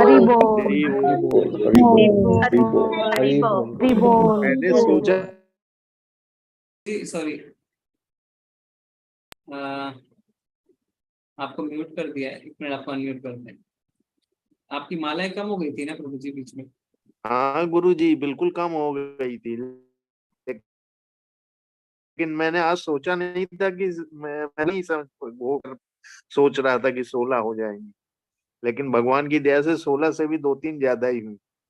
ठीक है प्रभु जी, अभी इसको कंटिन्यू रखिए, आप सोचिए रोज एकादशी 3 बजे बैठा था। हाँ, रोज कंटिन्यू। हाँ, नहीं अब मैं कोशिश यही करूंगा गुरु जी, रोज 3 बजे ही बैठने की चेष्टा करूंगा। ठीक है प्रभु जी, सुबह सुबह हो जाता है। हाँ, हरे कृष्ण। ठीक है, पिंकी माता जी पूछ रहे हैं अप्रकट का क्या? अप्रकट यानी जो प्रकट नहीं है उसे अप्रकट कहते हैं। ठीक है, ऐसे भगवान उदाहरण देते हैं ना कि जैसे मोती धागे में गुथे रहते हैं, तो धागा में दिखता नहीं है, हम सोचते हैं मोती आपस में जुड़े हुए, तो ये धागा का अप्रकट अवस्था है, धागा दिखने का। तो इसी तरीके से भगवान हर जगह है पर अप्रकट है। ओके माता जी। संतोष भक्त प्रभु ने 3 मालाएं करी हैं, रामू माता प्रभु जी ने 21 माला करी है। ओके, चर अचर क्या होता है? चर यानी और अचर, तो जिसका श्रेय हो, जिसका श्रेय ना हो, जो मूव कर सके, जो मूव ना कर सके, जो नित्य बद्ध है, जो नित्य मुक्त है, इसे हम ऐसे समझ सकते हैं, चर अचर। ठीक है रचना माता जी, चर अचर सब कुछ मुझ पे जो है निर्भर करता है, जिनका श्रेय होता है और जिनका श्रेय नहीं होता है। किसका श्रेय यानी होता है हमारा बद्ध आत्माओं का, और किसका श्रेय श्रेय श्रेय श्रेय नहीं, श्रेय नहीं होता है, यानी डिटेरियोरेशन नहीं होता है, वो है नित्य मुक्त। ओके जी प्रभु जी, हम आगे ले सकते हैं जी। हरे कृष्ण अन्वेषा माता जी। हरे कृष्णा प्रभु जी। हरे कृष्ण प्रभु जी, पहले तो आज मैं 4 बजे उठी, फिर फूल तोड़ के फिर 4:30 बजे आई, पर लिंक ज्वाइन ही नहीं हुआ, मतलब मुश्किल हुआ। फिर मैं यूट्यूब में लाइव आके फिर आरती दर्शन की, पर 5 बजे आज ही से मैं एकादशी स्टार्ट की और कभी आज से पहले माला नहीं जपी, आज से ही शुरू किया मैंने, कल मार्केट से खरीद के लाई। पर मेरे माला में प्रभु जी 108 से ज्यादा ही बीट्स है, मतलब 120 के आसपास शायद था। तो पहले तो 2 माला मैंने गलत उसको जापा, क्योंकि सुमेरु को मैं क्रॉस करके जापती, तो मुझे गलती हो गई, फिर प्रभु से क्षमा मांगी। फिर मैं बोली नहीं, ये दोनों को मैं माइनस कैंसिल कर देती हूँ, फिर से दोबारा से फिर से स्टार्टिंग से शुरू करती हूँ। तो फिर ऐसा करते करते आज मैं दिन भर में 13 माला जापी। पर अभी भी मैं सोच रही थी कि आपके क्लास होने के बाद फिर 16 माला तक आज कर लेती हूँ, और 3 माला मेरा बाकी रह गए। पर प्रभु जी मेरा ये क्वेश्चन है, जिससे मेरा आज 120 ज्यादा बीट्स हो गया है, पर मैंने क्या किया ना, उसमें से बीच बीच में जैसे कम करके 108 तक गिन गिन के मैं उसको आज जप रही थी। तो वो प्रभु जी क्या सही है कि पूरा माला जितना बीट्स है सबको ही गिनना है? नहीं ठीक है माता जी, 108 होती है। आपको उस समय जब खरीद रहे थे तब गिन के खरीदना चाहिए था, तो कोई जी। बात नहीं। अभी आप जब कर रहे हैं वो ठीक प्रोसेस है, उसको आप 108 क्या करिए ना, वहाँ पे जब 108 खत्म हो जाए तो वहाँ पे एक धागा बांध दीजिए, जिससे आपको जी पता चल जाए कि माला खत्म हो गई। मुझे लग रहा था प्रभु जी धागा बांध दो, लेकिन मुझे लगा नहीं, बीच में उठ के क्यों जाना है, ऐसे ही गिन गिन के फिर कर दी प्रभु जी ऐसे ही। धागा वगैरह और प्रभु जी मतलब इतना अच्छा लगा आज माला, पहले 2 माला मतलब आप बिलीव नहीं करेंगे, जो गलती की थी उस दोनों माला में ही मुझे रोना आया था, फिर बाद में अच्छे से सब हो गया। लेकिन प्रभु जी अभी तो मुझे फिर आपके क्लास के बाद क्या माला कर सकती हूँ 12 बजे से पहले, 11 साढ़े 11 बजे तक? कर सकते हैं, कर सकते क्योंकि मुझे 16 माला कैसे भी करके आज कंप्लीट करना है, अगर भगवान की कृपा हो तो उससे ज्यादा भी मैं कोशिश करूंगी करने में। और इतना अच्छा लग रहा है, अभी से मैं माला फिर डेली डेली करूंगी, भले ही जो भी काम हो छूट जाए, लेकिन भगवान का काम ना छूटे। हैं। अभी तो भगवान के नाम में ना, यही तो आनंद है। जी प्रभु जी। करते रहिए माता जी, बहुत बहुत धन्यवाद। हरे कृष्ण प्रभु जी। हरे कृष्ण। हरे कृष्णा गीता माता जी। हरे कृष्णा प्रभु जी। प्रभु जी अभी आपने जैसे अध्याय में बताया कि गुरु का होना बहुत जरूरी है, और ये हम लोग सुनते भी आए हैं कि गुरु होना बहुत जरूरी है, वही तारेंगे। तो कैसे होगा? क्या हम आप ही को गुरु माने अपने? क्योंकि आप भी तो हमें ज्ञान दे रहे हैं, जी, जी। भक्ति की तरफ लगा रहे हैं। नहीं नहीं ऐसा नहीं है माता जी, तो इसमें क्या है, हम सब एक ही पावदान पे है, एक ही नौका में हम सब हैं, हम चर्चा कर रहे हैं आपस में खाली। तो आप जुड़े रहेंगे तो क्या होगा, आपको धीरे धीरे गुरु धारण करना, यानी एक दो होते हैं, 2 तरह के गुरु होते हैं, दीक्षा गुरु और शिक्षा गुरु। शिक्षा गुरु कोई भी हो सकता है, जो आपको सिखा दे वो शिक्षा गुरु। दीक्षा गुरु वो होता है जो आपके पापों को ग्रहण करते हैं, आपके कर एक्टिविटीज को ग्रहण करते हैं, आपको एक नया नाम देते हैं, आपके जितने पाप और पुण्य के अकाउंट उसको 0 कर देते हैं। ठीक है, वो दीक्षा गुरु होते हैं। तो सबको दीक्षा लेनी चाहिए, गुरु धारण करने चाहिए। तो कैसे मिलेंगे, कहाँ से मिलेंगे? कुछ तो हम लोग को आइडिया हाँ। दें, ज्ञान दें कि कैसे मिलेंगे ये। यदि आप जुड़ गए इस कौन से, आप जुड़े रहिए। तो जो नियम हम बता रहे हैं उसको पहले आप पालन करना शुरू कर दीजिए। 16 मालाएं जी करना, 4 नियमों का पालन जी। करना, प्रसाद ग्रहण करना, भगवत गीता को 4 नियमों का पालन क्या आपने बताया था? मांस मच्छी नहीं खाना है, हाँ, ये नहीं कर रहे हैं, हाँ ठीक है। फिर उसके बाद नशा नहीं करना है, जी जुआ नहीं खेलना है, जी अवैध संबंध नहीं रखना। जी। और 4 ये 4 उसमें क्या लहसुन अदरक भी माना, लहसुन प्याज भी माना जाएगा? हाँ, लहसुन प्याज भी नहीं खाने, चाय कॉफी भी नहीं पीनी। है चाय को? ये कैसे हो सकता है गुरु? चाय भी नहीं, कॉफी भी नहीं? आप लोग चाय कॉफी भी नहीं लेते? और नशा है मतलब जी, चाय जो है वो नहीं तो इंडिया नहीं नहीं, नशा है अगर हम नियम से पिए, कभी कभार भी नहीं। ठीक है माता नहीं जी। गुरु जी सही बताइए, प्रभु जी सही बताइए, ये भी गलत है चाय कॉफी भी। तो प्रभुपाद जी ने जब भागवतम की अपने नोट्स लिखे थे ना,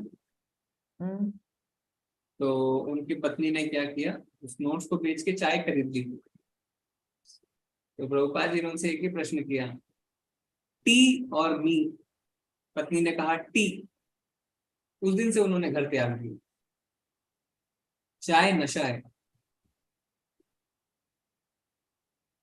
कॉफी भी एक ही है। तो देखिए हम आपको बोलते हैं रोटी छोड़ दीजिए, चावल छोड़ दीजिए, दिक्कत नहीं आती है, नशा नहीं है। चाहे नशा है, इसलिए इतनी दिक्कत आती है। धीरे धीरे हो जाएगा, कोई आपको एक्सटर्नल एफर्ट्स लगाने की आवश्यकता नहीं है। नहीं, अगर होना है तो फौरन हो जाएगा। प्रभु जी आपने कह दिया तो हो ही जाएगा, थोड़ी देंगे। इसमें क्या करना है, भगवान की मालाएं पे ध्यान दीजिए पहले। भगवान की माला जब हम करते हैं तो नाम अपने आप सारा काम खुद कर लेता है, तो आपकी इच्छा ही खत्म हो जाएगी कि मुझे नहीं पीनी। बहुत बड़ी बात नहीं है कोई इच्छा छोड़नी, ठीक है? बड़ी बात तो नहीं है उसको।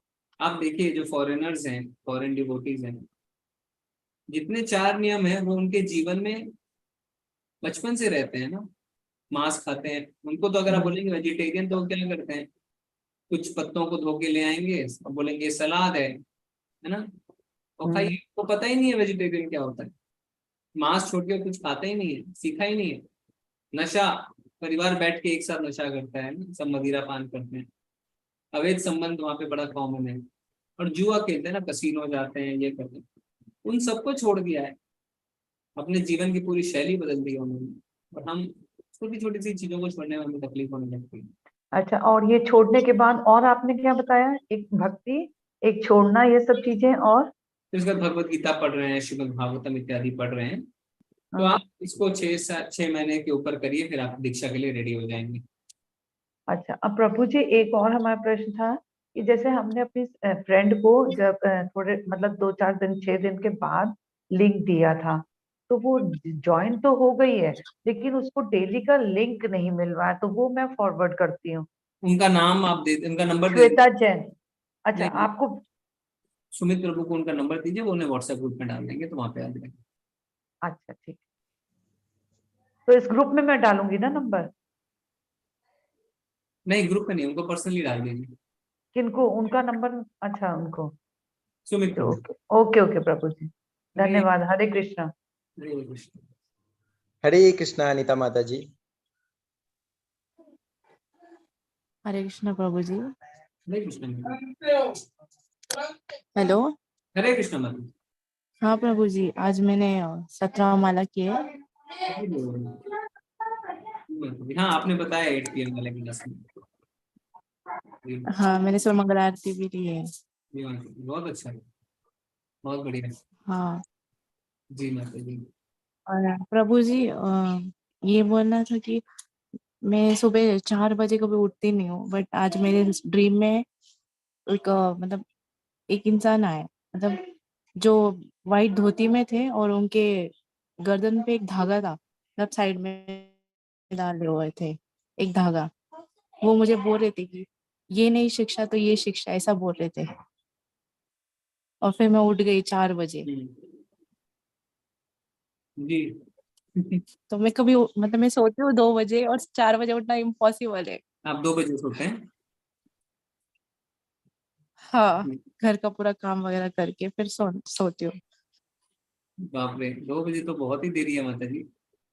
तो आप हाँ, अगर और 4 बजे जल्दी उठे तो जल्दी सोना भी पड़ेगा। तो पॉसिबल ही नहीं, तो मुझे वो ड्रीम आया तो मैं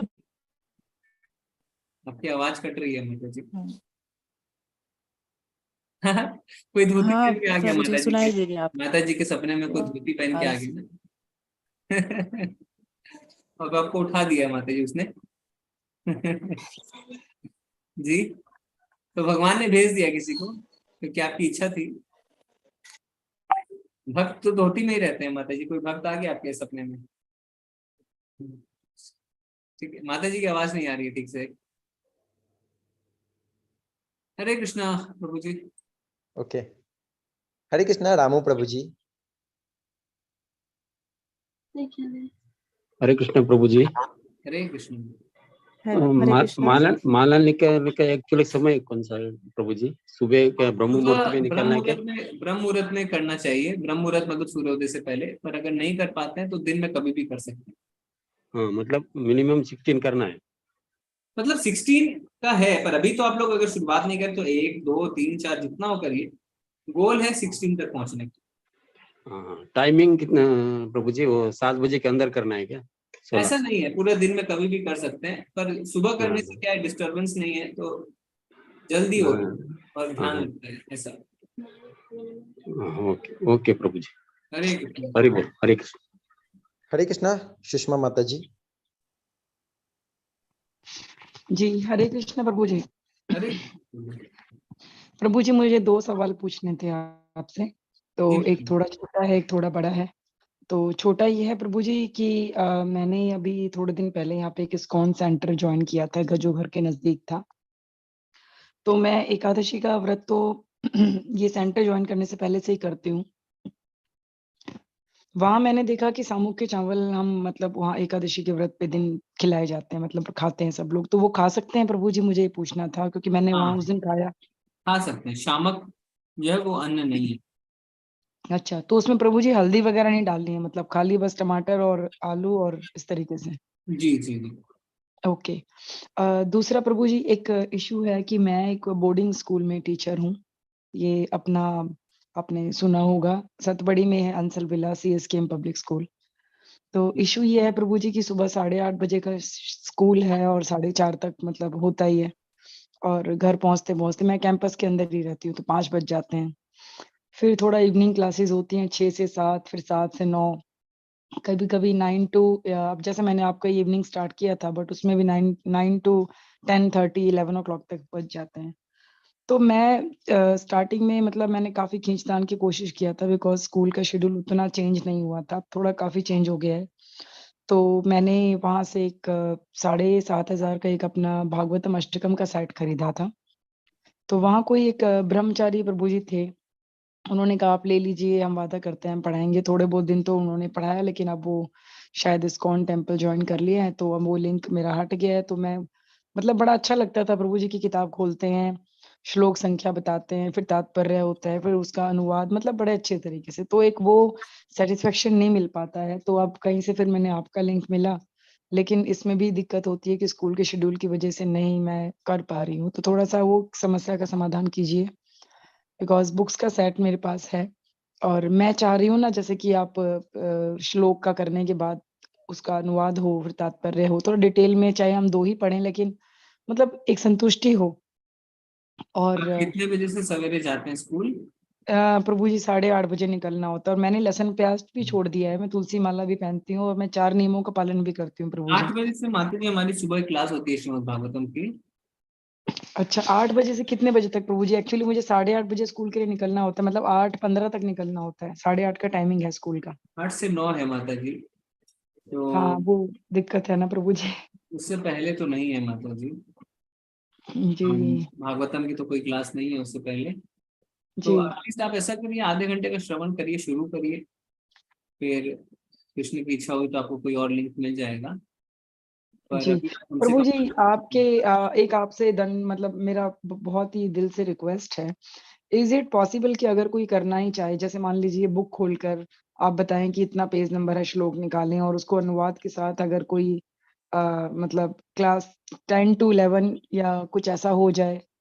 सो हफ्ते रोज नहीं तो प्रभु जी हफ्ते में 2 ही दिन हो जाए, 3 दिन हो जाए तो थोड़ा एटलीस्ट मतलब मुझे लगेगा कि मैंने बुक्स का सेट लिया तो एटलीस्ट चलो मैं इसे पढ़ रही हूँ। बिकॉज़ ऐसा होता नहीं है ना कि जैसे कुछ लोग क्या करते हैं खरीद के बस रख लिया। तो मैं लाइक मुझे थोड़ा पढ़ने का जी, शौक है। हम क्या करेंगे ना, अभी जब कृष्णा बुक हमारी चल रही है 8 PM में, जी। कृष्णा बुक हमारी खत्म हो जाएगी तो हम श्रीमद् भागवतम करेंगे, पर उसमें समय लगेगा, कम से कम 3 महीने लगेंगे। और रात में 10 से 11 वो पॉसिबल नहीं है क्योंकि 9 बजे वाली क्लास जो है वो 10:30 11 तक चलती है ना। प्रश्नों के उत्तर देना भी आवश्यक है, नहीं तो खाली थ्योरेटिकल नॉलेज से तो नहीं होती है। और फिर सुबह मंगल आरती वगैरह भी रहती है, तो सवेरे का प्रोग्राम भी रहता है। तो वो है माता जी। तो अभी आप सुबह 8 बजे वाला ज्वाइन करने की कोशिश करें, वो लिंक आपको भी हम भेज देते हैं। ठीक है, एटलीस्ट जी। ना से तो कुछ ही ठीक है ना। एटलीस्ट वो तो शुरुआत, क्योंकि आपका प्रोग्राम बहुत टाइट है, सवेरे आप 8:30 सवा 8 बहुत निकल जाते बहुत हैं। बहुत ज़्यादा टाइट है प्रभु जी। हाँ लेकिन मन करता है ना ये करने का। मैं वो मतलब अगर मैं दिन के शेड्यूल में भी हूँ प्रभु जी, जैसे मैं क्लास स्टार्ट करती हूँ ना, तो जहाँ-जहाँ मैं पढ़ाती हूँ ना प्रभु जी बच्चों को सारा याद हो गया है। नमो ओम विष्णु पदाय कृष्ण पृष्ठाय भूतले लाइक मेडिटेशन हम करते हैं। तो बच्चों को बड़ा याद हो गया है and it's a very positive feedback like बच्चों का ध्यान पढ़ने में लगता है और अब बच्चे खुद ही कहते हैं मैम मेडिटेशन करना है ना, भगवान को याद नहीं किया आज। सो मैं मतलब I am so much connected, लेकिन पता नहीं क्यों प्रभु जी इतनी सारी चीजें बीच में आ गई हैं। अब मतलब मेरी माला जाप भी उतना ढंग से नहीं हो पा रही है जितना कि मैं करना चाहती हूँ, तो उसके लिए कोई समाधान या कुछ ऐसा मतलब। देखिए माता जी, फिर तो उसमें यही है कि हमें भौतिक और आध्यात्मिक में सामंजस्य बैठाना है। तो जैसा आप कह रहे हैं, आपकी कुछ इवनिंग क्लासेस रहती हैं, जी जी तो जी फिर अगर जी। मैं देखिए, अगर स्ट्रिक्टली हम बात करें तो फिर हमें अगर भौतिक में इतना इंटरेस्ट है तो फिर आध्यात्मिक नहीं कर पाए। ठीक है, आपके स्कूल की बात हमें समझ में आ रही है, पर अगर समझ नो नहीं मिल रहा नो है तो हो सकता है कि आपको नहीं क्लासेस वहाँ पे बंद करनी पड़े और अपने आध्यात्मिक चीजों में ज्यादा समय लगाना पड़े। कि समय तो नो निकालना ही पड़ेगा, 24 घंटे हमारे पास, अब 6 घंटे सोएंगे, स्कूल जाएंगे, बाकी करेंगे, तो समय तो ऐसे ही निकलेगा, नहीं तो कैसे निकलेगा। प्रभु जी वो दिक्कत भक्त ये है ना लेते हैं वो कि डिसीजन, वो धीरे धीरे उनकी जब चेतना प्रोग्रेस होती है आगे, तो वो छोड़ते हैं, नौकरियां छोड़ देते हैं, कम टैक्सिंग नौकरी ले लेते हैं, मंदिर के बगल में कोई जॉब ले लेते हैं, कोई छोटी सी दुकान, वो ऐसा करते हैं क्योंकि उन्हें पता चल गया कि अब मुझे ये दिन भर सुबह से शाम वाला काम नहीं करना, मुझे इतने पैसे कमा के कुछ नहीं करने हैं। तो वो धीरे धीरे अपनी अपनी रियलाइजेशन के हिसाब से लोग काम करते नो हैं। प्रभु जी, एक्चुअली ये सारे हमारे एक परिवार के जैसे ही हैं, तो मैं आपके साथ ये शेयर करना चाहती हूँ। I am a single parent Prabhu ji, and I am having 2 kids, तो थोड़ा उनकी जरूरतें पूरी करने के लिए नौकरी करना एक मेरी मजबूरी है प्रभु जी। कोई बात नहीं माता जी, मैं समझ रहा हूँ, तो आप भगवान को प्रार्थना करिए, भगवान जी कोई ना जी कोई जी। उपाय देंगे कि कम समय में ज्यादा पैसे वाली नौकरी आपको मिल जाए। ऐसा संभव, सब कुछ संभव है। भगवान को जी जेन्युइन हमारा इंटेंशन होना चाहिए, भगवान से हाँ प्रार्थना करिए, तो हो सकता है आपके पास ऐसी अपॉर्चुनिटी आ जाए कि 4 घंटे में आप अभी जो कमा रहे हैं उससे डबल कमाए, बाकी अपने। जी तो भगवान देख रहे हैं, तो प्रार्थना करिए थोड़ा, और अपनी जी कोशिश जारी रखिए, है ना। इतने आप जी सुबह 4 बजे वाली जो लिंक है ना, t.ly/गौरी, GAURI, तो गौरी श्याम प्रभु वहाँ पढ़ाते हैं। मैं भी ग्रुप में डाल देता हूँ सबके लिए, उसको जी ज्वाइन जी सवेरे 8 बजे। जी प्रभु जी, बाकी मैं प्रार्थना करूंगी कि आप क्लास शुरू करें और मैं मतलब कुछ कर पाऊं, मतलब थोड़ा सा मतलब। जी जी, धन्यवाद। जी हरे कृष्ण प्रभु जी। हरे कृष्ण हरे कृष्ण। हरे कृष्णा देवश्री माता जी। हरे कृष्ण प्रभु जी। हरे कृष्ण प्रभु जी, आज मैंने 16 मालाएं की। जी।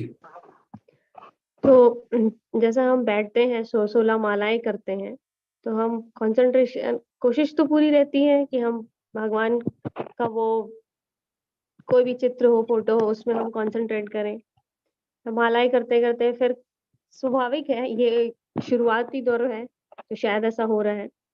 फिर थोड़ी देर के लिए ओझल हो जाना, कहीं और दिमाग चला जाना, फिर हम अपने मन को खींच के लाते हैं, फिर उसमें कंसंट्रेट करते हैं। ये ऐसा होता रहेगा कि ये धीरे धीरे एक ही सेंटर पे कंसंट्रेट हो जाएगा। समय लगेगा मतलब, ये अभ्यास। मतलब ये शुरुआती दौर पे होता ही है। हाँ, सबके साथ होता है, ठीक है, क्योंकि कितने करोड़ों जन्म के हमने, है ना, अपने ऊपर कर्म ले रखे हैं, हमें खुद ही नहीं पता है। तो धीरे धीरे होगा, लगे रहिए। लगे रहने से क्या होगा, लगे रहने से आपकी जितनी भी अनर्थ निवृत्ति है ना, वो सब ठीक हो जाएगी। जी, मैं आज इसीलिए पहले 16 माला एक आज करने का संकल्प लिया और मैंने किया भी। जी, बहुत ही बढ़िया मतलब।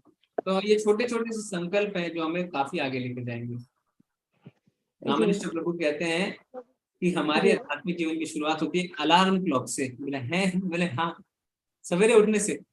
तो इस्कॉन नेपाल है ना, वहाँ पे मैं एक प्रभु जी को सुन रहा था, तो वो प्रेसिडेंट है वहाँ पे काठमांडू में। वो बता रहे थे कि उनके पास लोग,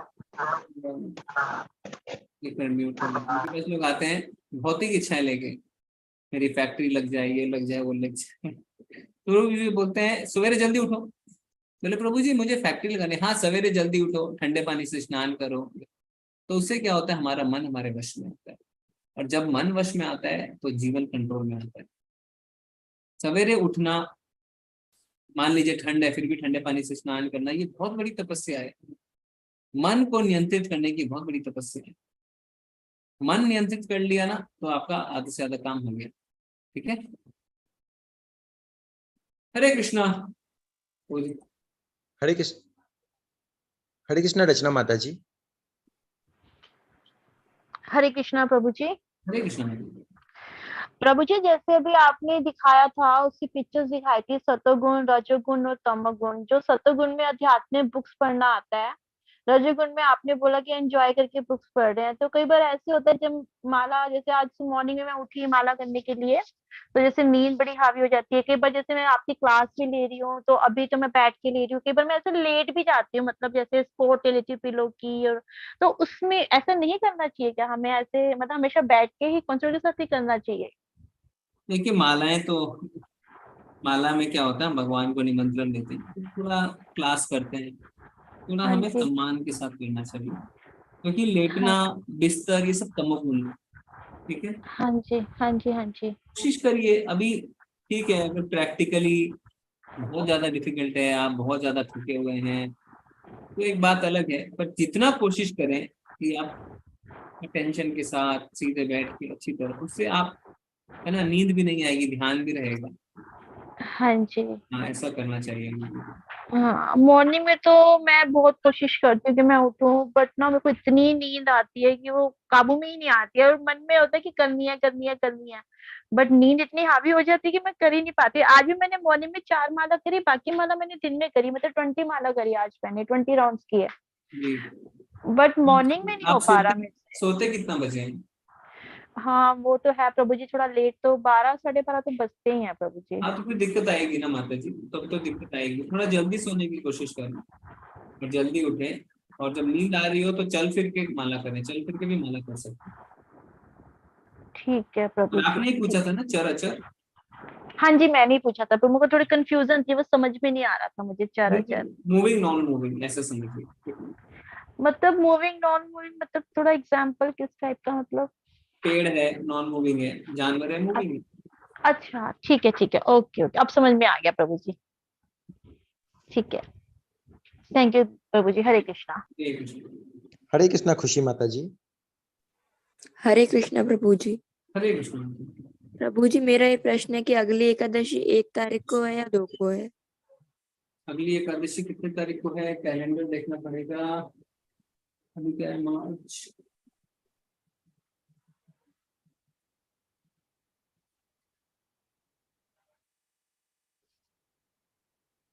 दो को है, मतलब 2 अप्रैल। ठीक है प्रभु जी, धन्यवाद। हरे कृष्णा। हरे कृष्णा। हरे कृष्णा नामिका माता जी।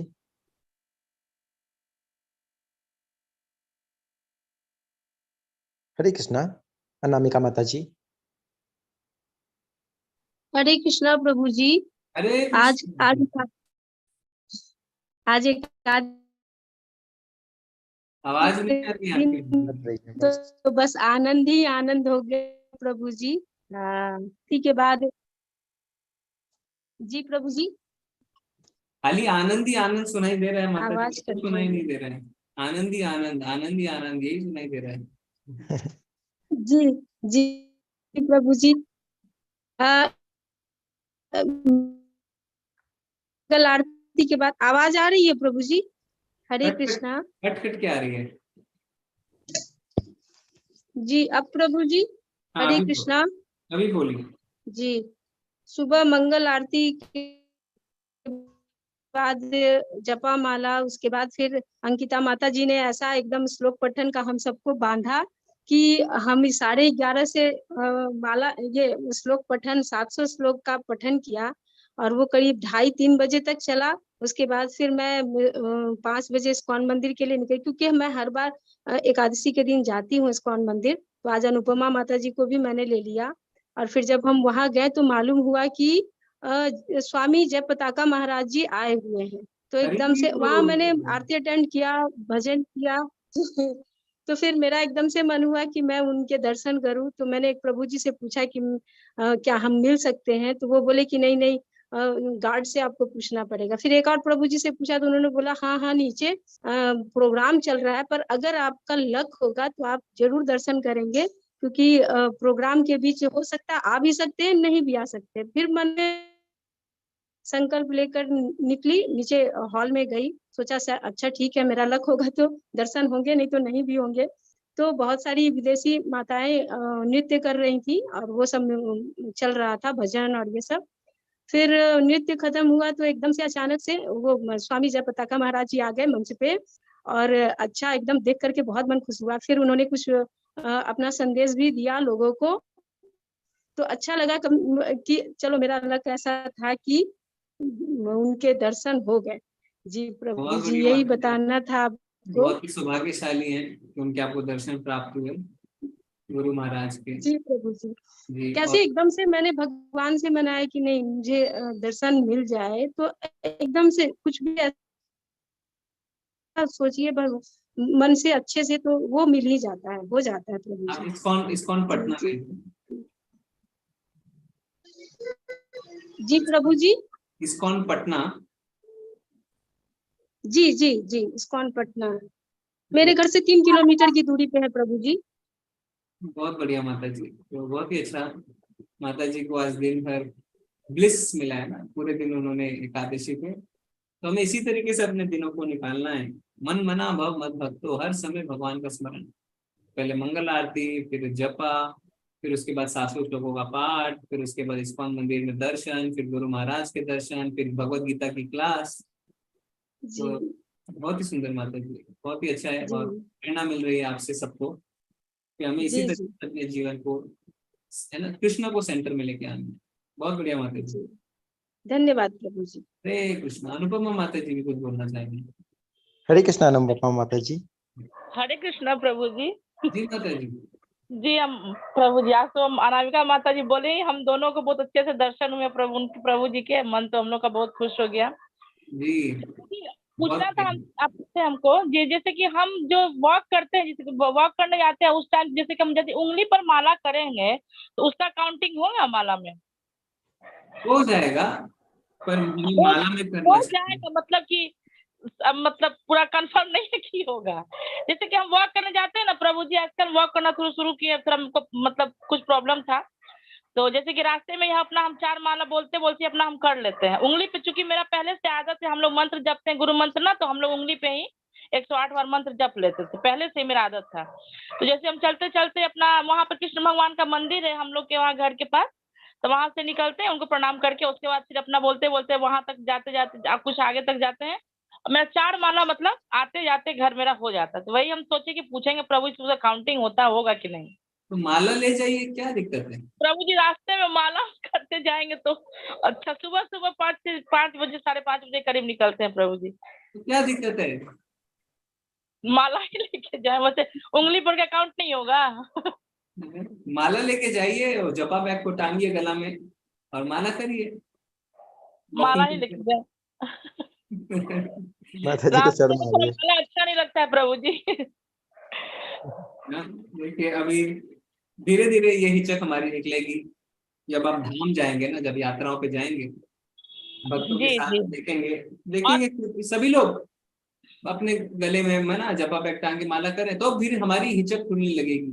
जी जी, जैसे कि आज हम इस्कॉन गए थे ना, तो वहाँ बहुत लोग सबके गले में वो देखते थे माला लेके, वो लोग जो कर रहे थे लेके जा रहे थे, तो हम भी अच्छा प्रभु जी करेंगे। और प्रभु जी आज मैंने पहली बार माला पे, अनामिका माता जी बोली कि आप माला भी कीजिए, और इस्कॉन मंदिर में फर्स्ट टाइम आज हम बैठ के माला वहां पर भी 3 बार किए, मतलब वो सब मिला के आज पूरे दिन मैंने आज 9 माला आज मैंने किया, जहाँ की मैं 1-2 माला ही करती थी, वहां आज मैंने 9 माला किया प्रभु जी आज अभी का मिला के। तो जी पटना पे कृपा बरस रही है गुरु महाराज की। पटना इस्कॉन मंदिर पे। जी प्रभु जी, तो वही हम सोचे कि पूछते हैं कि वही इंग्लिश वाला काउंटिंग होगा कि नहीं। नहीं, आप कर सकते हैं काउंटिंग में उसको शामिल, क्योंकि अभी आप शुरू कर रहे हैं, तो जी अभी हम करना। से कर रहे हैं प्रभु जी शुरू, अब हम माला से भी करेंगे। माला से हम आज फर्स्ट ही टाइम किए, वो भी अनामिका माता जी बोले कि कीजिए, तो किए, तो सच में बहुत अच्छा लगा, हमको अच्छा लगा। अब हम तुरंत में अपना 3 माला मेरा हो गया, वहाँ पे मंदिर में बैठे बैठे ही 3 माला अपना हम कर लिए वहाँ पे। आप अभी आप भोजन करते हैं ना जी, प्लेट में सुंदर से रख के सजा के खाने में मजा आता है। अभी कोई आपको बोलेगा हाथ में रोटी रख देगा, हाथी में सब्जी रख देगा, खाएंगे, खा तो जी सब लेंगे, पर मजा नहीं आएगा ना। मजा नहीं आएगा, सही बोले प्रभु जी। ठीक है ना। ठीक ठीक प्रभु, हरे कृष्ण। धन्यवाद धन्यवाद प्रभु। हरे, बहुत ही अच्छा लगा। मनीषा माता जी कह रहे हैं, मुझे भी स्टार्टिंग में शर्म आती थी, बट अब मैं कभी भी जाती हूँ तो हमेशा मेरे पास बीट बैग होती है, कहीं भी मैं चैंटिंग कर सकती हूँ। जी माता जी, बहुत ही अच्छा बताया। तो हमें जो है, देखिए इस बहुत ही सुंदर उदाहरण मैंने सुना था, पार्क के आगे क्या लिखा रहता है, पार्क के आगे लिखा रहता है यहाँ पे गंदे गंदे कार्य करना मना है, और अंदर क्या है, युवक युवती वही सब कार्य करते रहते हैं, उन्हें शर्म ही नहीं आती है। गंदे कार्य कर रहे हैं, बाहर लिखा है मत करो फिर भी, और यहाँ पे कहीं नहीं लिखा है कि भगवान के नाम का जप नहीं करना है, पर उसमें हमें शर्म आती है। तो हमें क्या है, हमें शर्म नहीं करनी है, ठीक है, धीरे धीरे हिचक खुलेगी, पर एटलीस्ट मालाएं तो करें, माला करते करते अपने आप चीजें हो जाएंगी। ठीक है, आज हम चलते हैं। बहुत बहुत धन्यवाद आप सबका। कल हम 14 जो है चैप्टर शुरू करेंगे और उसका क्या नाम है, प्रकृति के 3 गुण। ठीक है, मित्तल माता जी का भी हम प्रश्न ले लेंगे। प्रकृति के 3 गुण, तो अभी तक जो हम पढ़ते आए हैं, सत्वगुण, रजोगुण, तमोगुण, इनके हमें प्रश्न मिलने वाले हैं कि ये गुण क्या है। ठीक है, कल का बहुत ही अच्छा अध्याय होने वाला है, बहुत ही प्रैक्टिकल अध्याय होने वाला है। हरे कृष्ण माता जी। हरे कृष्ण प्रभु जी, मेरी आवाज आ रही है ना? आ रही है माता जी। हाँ, अभी मैं भी सुबह मेरी भी कोई क्लास होती है तो मैं जल्दी निकल जाती हूँ 6:30 बजे। तो बहुत बार ऐसा होता है कि मुझे वो सुनना होता है सुबह जो जपा होता है अपनी टेम्पल का, तो मैं उसको ऑन करती हूँ और मैं वॉक करके पहुंच जहाँ पहुंचना है तो मैं वॉक करके जाती हूँ। तो मेरे हाथ में बीड बैग होती है तो मैं देखती नहीं हूँ या सोचती नहीं हूँ किसी को क्या लगता है, लेकिन मैं गले में नहीं डालती, बट मैं हाथ में रखती हूँ और उसको रैप करती हूँ उस जो भी बेल्ट होती है रिस्ट में, तो उसको रैप करके ना जपा चलता रहता है। और कभी कभी और हाथ में अगर मैं जपा नहीं कर रही हूँ तो मैं टेम्पल का अपना जो रिकॉर्ड चलता है उसको मैं ऑनलाइन में मैं ज्वाइन हो जाती हूँ। तो और मेरी क्लास 7 बजे होती है, तो 7 बजे तक जितना भी मैं सुन पाती हूँ मैं सुनती हूँ या जपा भी करती हूँ। तो अनुपमा माता जी को कुछ नहीं सोचना चाहिए ज्यादा, अगर उनको लगता है तो आई थिंक लेडीज के लिए तो बहुत बेस्ट कहते हैं ना कि एडवांटेज होता है कि उनके पास स्कार्फ होता है या दुपट्टा है या साड़ी पहनते हैं तो उनका पल्लू वो छुपा सकते हैं, अगर जपा बैग को छुपाना है, अगर उनको शर्म आ रही है और लग रहा है तो कर सकती है जपा और कवर कर सकती है बैग को। धन्यवाद माता जी, हरे कृष्ण। हमें प्रोत्साहन मिलता है। माता जी आप हैदराबाद में रहते हैं ना? हरे कृष्णा। मैं मुंबई से हूँ प्रभु जी। मुंबई में, हैदराबाद में भी कोई मित्तल माता जी हैं, वो अलग है शायद। यू डबल टी होगा, मैं सिंगल टी है। हाँ ये हो सकता है, ठीक है। हाँ आपने बताया भी था बॉम्बे में। हाँ। हैदराबाद में कोई है क्या अभी अपना हैंड रेस कर सके, क्योंकि इस अगले हफ्ते जो हमारे टेम्पल के वाइस प्रेसिडेंट है वो हैदराबाद जा रहे हैं और वहाँ पे भक्तों से मिलेंगे। कोई है हैदराबाद से तो आप मिल सकते हैं उनसे। 23 को पहुंचेंगे, 24, 25 और 26 ऐसे। अनुपमा झा। हरे कृष्णा। हाँ माता जी अनम्यूट करिए। प्रभु जी, माता जी हमको शर्म नहीं आता है माला करने में। जैसे कि हम स्टार्टिंग किए ना तो हमको लगा कि जैसे कि लोग माला लोग ढक के करते हैं, हम तो उंगली में वैसे ही करते जाते थे। यही चीज हमको प्रभु जी से पूछना था कि माला जैसे कि हम तो चलते वैसे ही करते हैं, जैसे कि ढक के नहीं करते, यही पूछना था हमको। शर्म नहीं आता अपने भगवान का नाम लेने में, माला करने में माता जी शर्म थोड़ी ना आएगा। लेकिन हाँ यही चीज जानना था कि उंगली में करूं या जपा बैग में ही करूं, लेकिन अब प्रभु जी बता दिए तब सही है, अब हम लोग उसी में उसमें ही करेंगे, माला में ही सही करेंगे। तो अगला दिन आप वॉकिंग करते करते जपा बैग में माला करें, उसका फोटो भक्ति वृक्षा में डाल दीजिए, ठीक है। हरे कृष्ण प्रभु। हरे कृष्णा प्रभु। प्रभु ये सुमित प्रभु जी का नंबर सेव नहीं हो रहा है, सुमित जलान प्रभु जी का। मैं चैट में डाल देता हूँ प्रभु जी। अच्छा प्रभु, मैंने सेव किया था आपका जिससे आप मैसेज कर रहे थे, बट वो सेव नहीं हो रहा था। 1 मिनट प्रभु जी, मैं चैट में डाल चुका हूँ, आप एक बार। प्रभु जी एक सवाल और है। वो इस्कॉन में दीक्षा गुरु मिलेंगे? हाँ मिलेंगे माता जी। बट कहीं पे सुना था कि प्रभुपाद जी के लास्ट लेटर में उन्होंने लिखा था कि there won't be any further दीक्षा गुरु। ऐसा कुछ नहीं है, ये सब गलत है ना। कोई गुरु शिष्य परंपरा रुक नहीं गई है ना। प्रभुपाद जी के सारे शिष्य जो है वो इतने काबिल हैं कि वो दीक्षा दे सकते हैं, ठीक है। शास्त्रों में कहीं ऐसा नहीं लिखा हो, तो वो गलत है, उस पर आप ध्यान मत दीजिए। तो जो है दीक्षा मिल रही है, जगह मिलती है। आजकल वीडियो काफी चल रहा है ना, वो दूसरा वाला। ये जो चीजें सक्सेसफुल होती है ना, लोग उसके पीछे पड़ जाते हैं ना जी है ना। सब चीजों के पीछे तो लोग पड़ जाते हैं, तो कुछ भी कहते हैं, पर हमें तो यहाँ पे शास्त्रों का शास्त्र संबद्ध पढ़ाई कर रहे हैं। प्रभु जी, हाँ प्रभु जी जो शिक्षा गुरु है वो दीक्षा गुरु नहीं बन सकते हैं? हाँ, तो नामनिष्ठ प्रभु जो हमारे शिक्षा गुरु हैं और उनके गुरु हैं जय पताका गुरु महाराज, तो हमें अगर दीक्षा मिलेगी तो जय पताका गुरु महाराज से मिलेगी। वो पटना में रहते हैं क्या? मायापुर में रहते हैं। हरि बोल। हरे कृष्ण। ठीक है, आज हम चलते हैं। आप सबका बहुत बहुत धन्यवाद। अगर हैदराबाद में कोई है तो बता सकते हैं, उनसे आप प्रभु जी से मिल सकते हैं। श्रीवास आंगन कीर्तनदास प्रभु जी, ठीक है, वो रहेंगे। वाञ्छाकल्पतरुभ्यश्च कृपा सिन्धुभ्येव च पतितानां पावनेभ्यो वैष्णवेभ्यो नमो नमः। अनंत कोटि वैष्णव वृंद की जय। श्री प्रभुपाद की जय। हरे कृष्णा। सभी को धन्यवाद।